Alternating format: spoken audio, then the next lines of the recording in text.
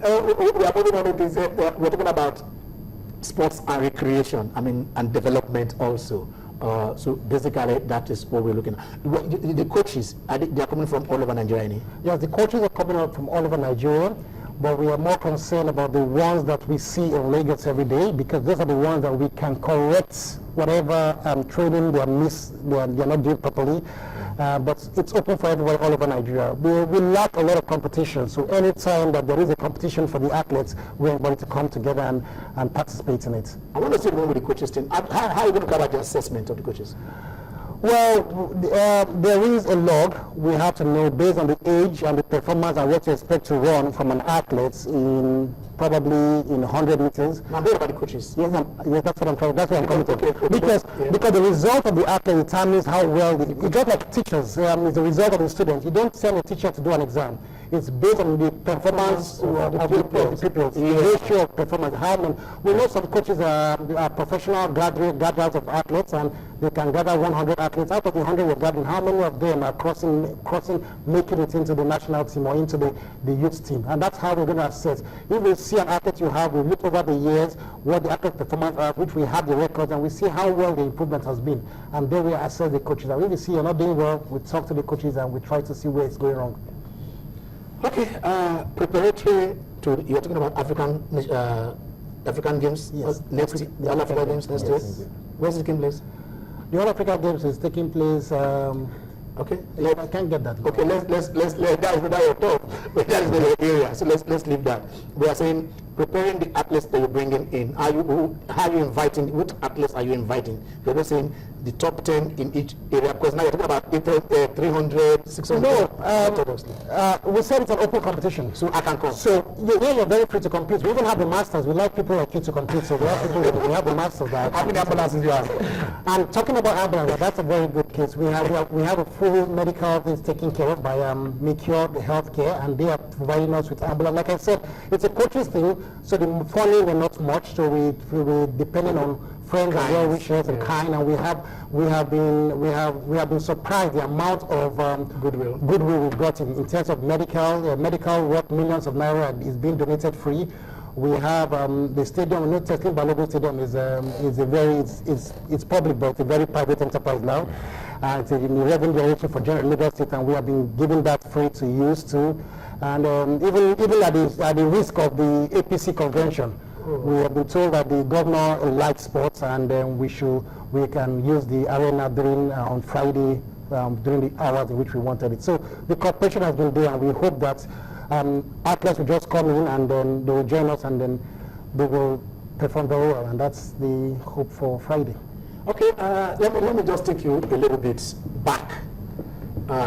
Before we came in, you saw the batch. They were talking about this Russian doping. How high up is this?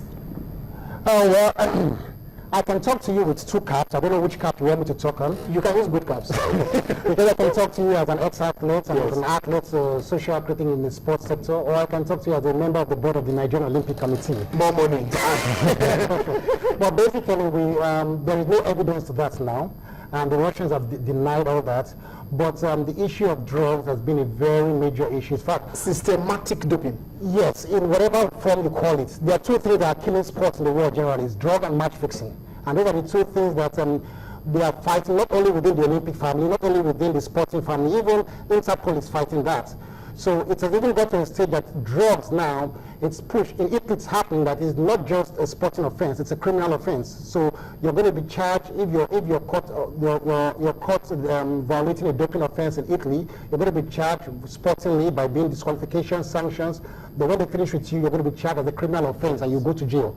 And that is what the WADA has been fighting, that most countries should adopt. That if they do not take that, sports has no law enforcement. So you need a law enforcement to help kill doping.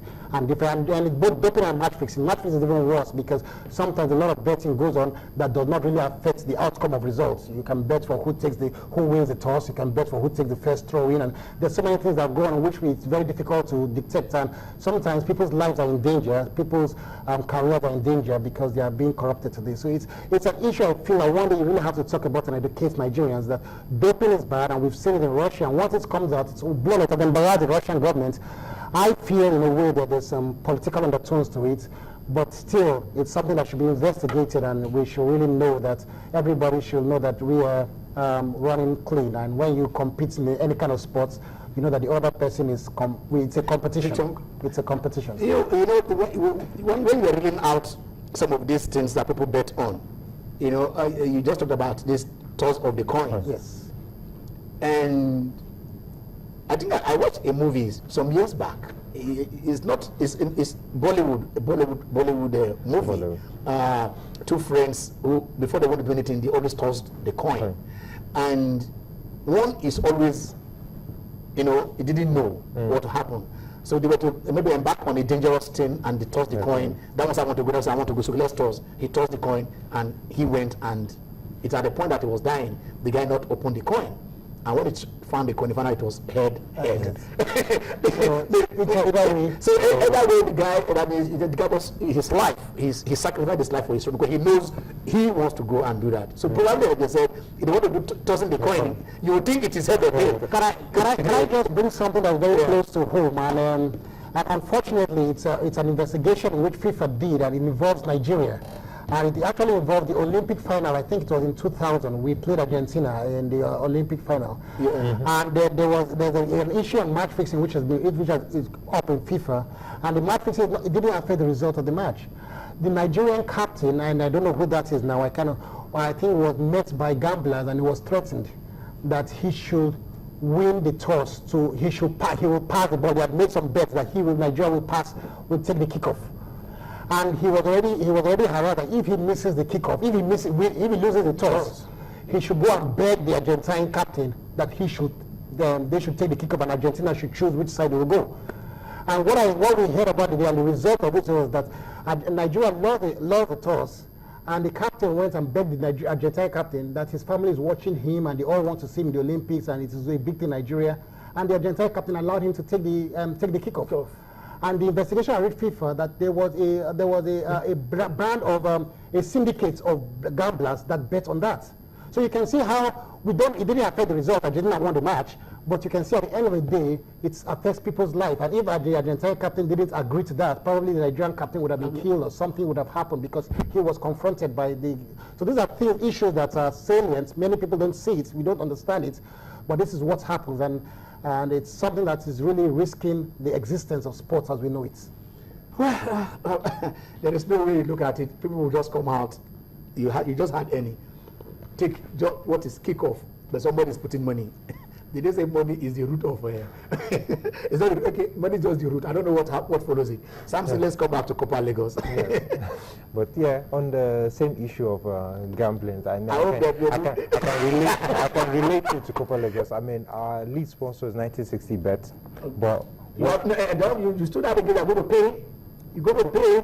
If you tell me not your sponsor, on my show. You're gonna pay. No, but the thing is, there was talk about. I mean, you have putting Copa Lagos there, but because of this kind of issue, we decided not to actually have it as this. As the fixtures and as the fixtures or anything. So you cannot go and bet on Copa Lagos.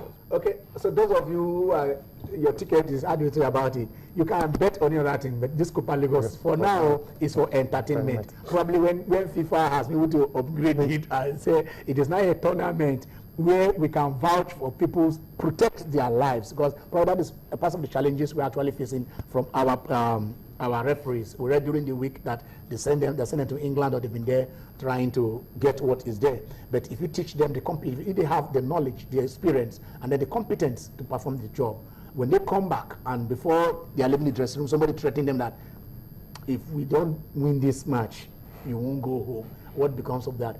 So I mean, it is not just our referees. Somebody say, look, they're not that bad. All that matters is the security of their lives when they go over there. Secure their lives, and they will be brave enough to take the right decisions. Okay, how many artists are we expecting? Close to 15 artists. You can name them. You can tell us why. I'm not going to be fined for it. You won't pay for that. Okay. You can tell us who are coming. But you tell me that your sponsor will pay money.